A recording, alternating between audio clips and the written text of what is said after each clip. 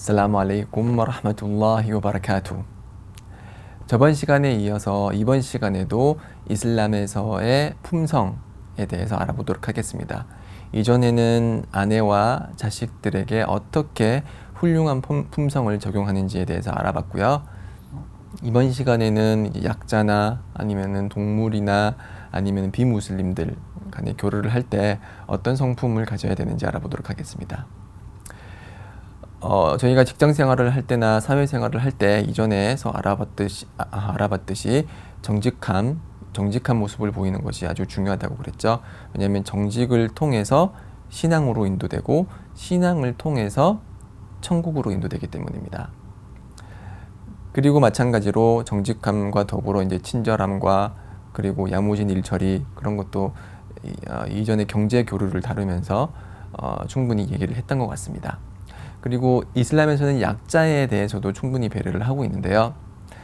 그래서 하나님의 예언자 무함마드께서 살아계셨을 때 메디나에서 어떤 한 정신이 약간 온전하지 못한 여성이 있었어요. 약간 이제 미친 듯한 그런 여성이 있었는데 그런 여성이 예언자의 손을 잡고서 메디나의 여러 곳을 돌아다녔다고 해요. 하나님의 사도께서 그렇게 위대하신 하나님의 사도께서 그런 여성이 손을 잡고 나랑 같이 가자라고 했을 때 뿌리치지 않고 그분이 이제 그 정신적으로 온전치 못하다는 것을 알았고 그 여성이 이제 약자임을 알았기에 이제 막 강하고 아니면은 아주 이렇게 무서운 모습으로 그 여자를 대하지 않았고 이제 그 여자가 원하는 대로 같이 따라가졌다는 것이죠.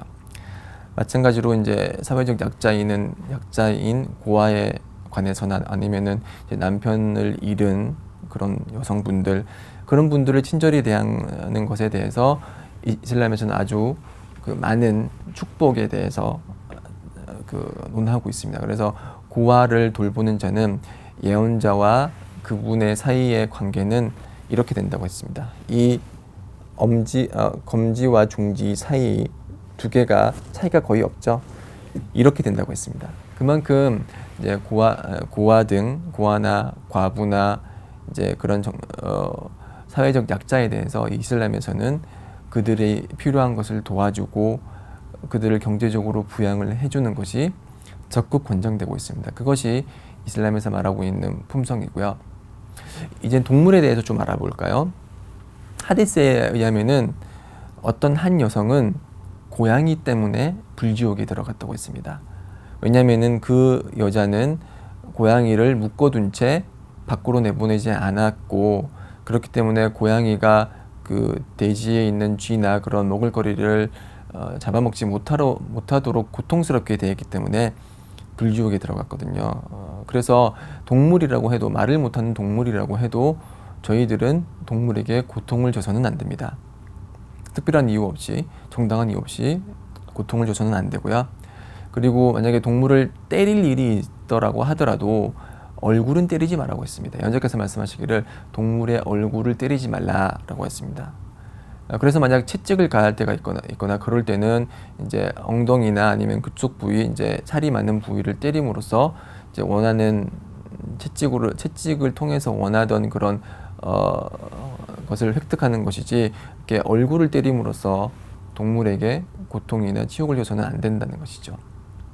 이제 또 다른 하디스에 의하면은 어떤 한 사람은 개 때문에 천국에 들어갔다고 해요. 그래서 이 남자는 되게 갈증을 느끼고 있었는데 결국에는 우물을 발견을 해서 그 우물에 내려가서 물을 길어서 물을 마셨습니다. 그리고 그렇게 배를 채우고 우물에서 나왔는데 보니까 옆에 개가 있어요. 갈증이 너무 심해서 혀를 내밀고 이렇게 흙을 핥으면서 흙에 남아있는 수분을 이제 얻기 위해서 그렇게 흙을 핥고 있는 개를 보고서 그 남성이 말하기를 이 개도 내가 느꼈던 그런 갈증을 느끼고 있구나 해서 이제 신발을 물고 다시 우물 밑으로 들어가서 물을 길어서 개한테 물을 줬다고 해요. 그래서 그 자는 천국에 들어갔다고 했거든요. 그렇기 때문에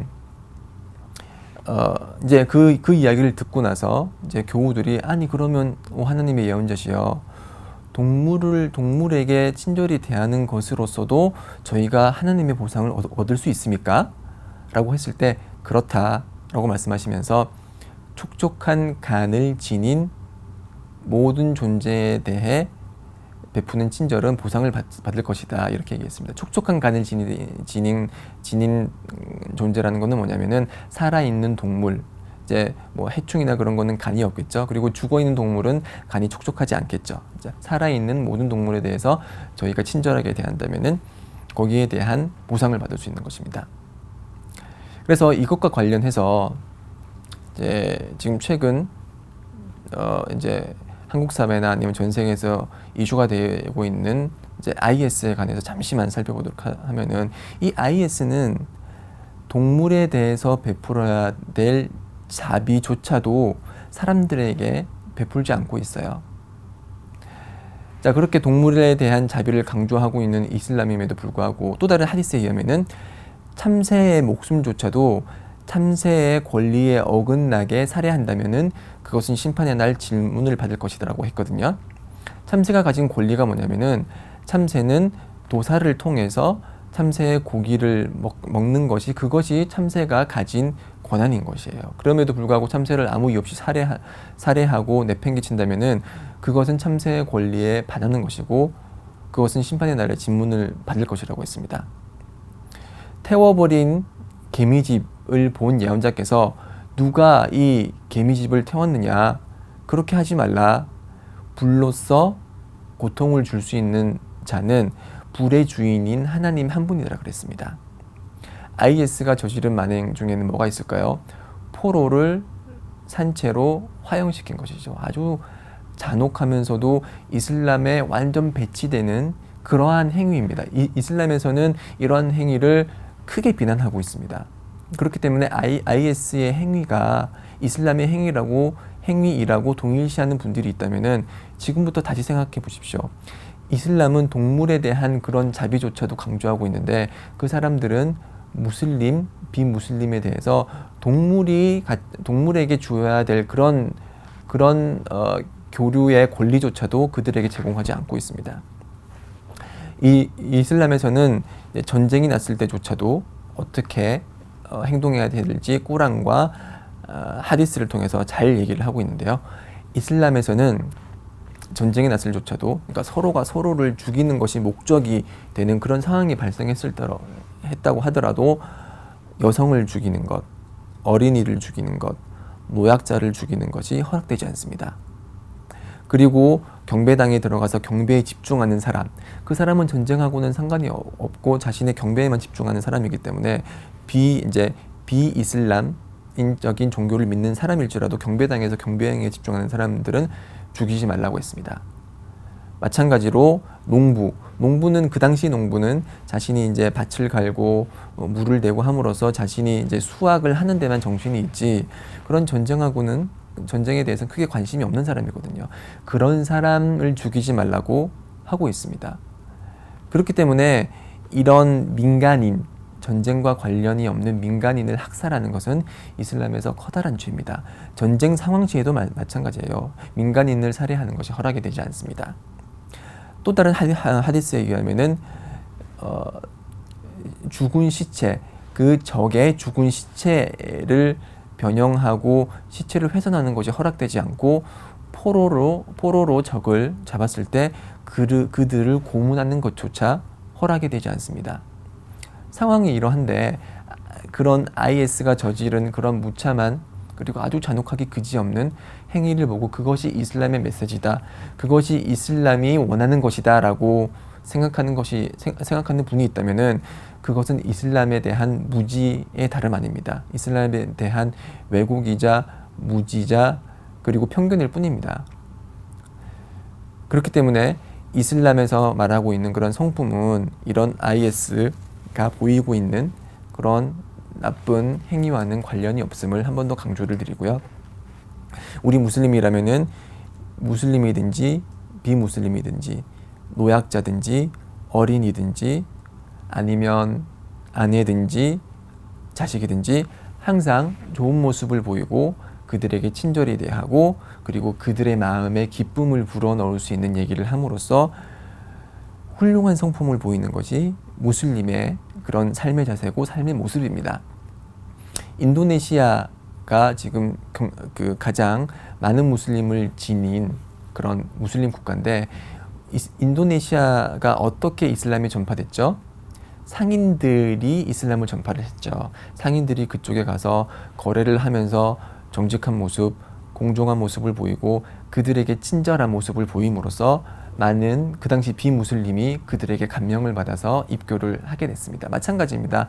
저희 무슬림들도 가장 커다란 다와, 즉 이슬람으로의 초대, 선교는 이러한 품성을 통해서 이루어질 수 있습니다. 이 품성이라는 것은 많은 지식을 요구하는 것도 아닙니다. 몇 시간 동안 앉아서 공부를 하거나 어떤 뭐 꾸란이나 하디스를 외움으로써 이루어지는 것이 아니고, 자신의 마음을 갈고 닦고, 그리고 하나님께, 마음의 주인이신 하나님께 저의 마음을 부드럽게 해주시고, 그리고 그분에 대한 신앙으로 가득 차게 해달라, 그러한 기도를 통해서 얻어지고, 그리고 수련을 통해서 이루어지는 것입니다. 자신의 그런 수련을 통해서 이루어지는 것이기 때문에, 다와를 원하는 분이 있다면은 지식도 중요하지만은 지식과 함께 훌륭한 성품을 쌓는 것, 그것도 잊지 말아 주시기 바랍니다. 그리고 이 강의를 들으시고 있는 비무슬림이 있다면은 무슬림이 보이고 있는 일부 악행과 나쁜 품성은 이슬람의 메시지와 관련이 없다는 것, 다시 한번 상기시켜 드릴 테니까요. 이슬람의 메시지와는 다른 그런 행위를 하는 무슬림을 보고서 이슬람을 판단하는 일은 자제해 주시기 바랍니다. 네. 그럼 여기까지 성품에 대해서 알아보도록 하겠고요. 다음 장에서는 이제 새로운 삶에 대해서 알아보도록 하겠습니다. 이슬람 이후에 새로운 삶에 대해서 전반적으로 알아보도록 하겠습니다. 다음 강의 때 뵙겠습니다. 아살라무 알레이쿰 와 라흐마투ல்லா히 와 바라카투.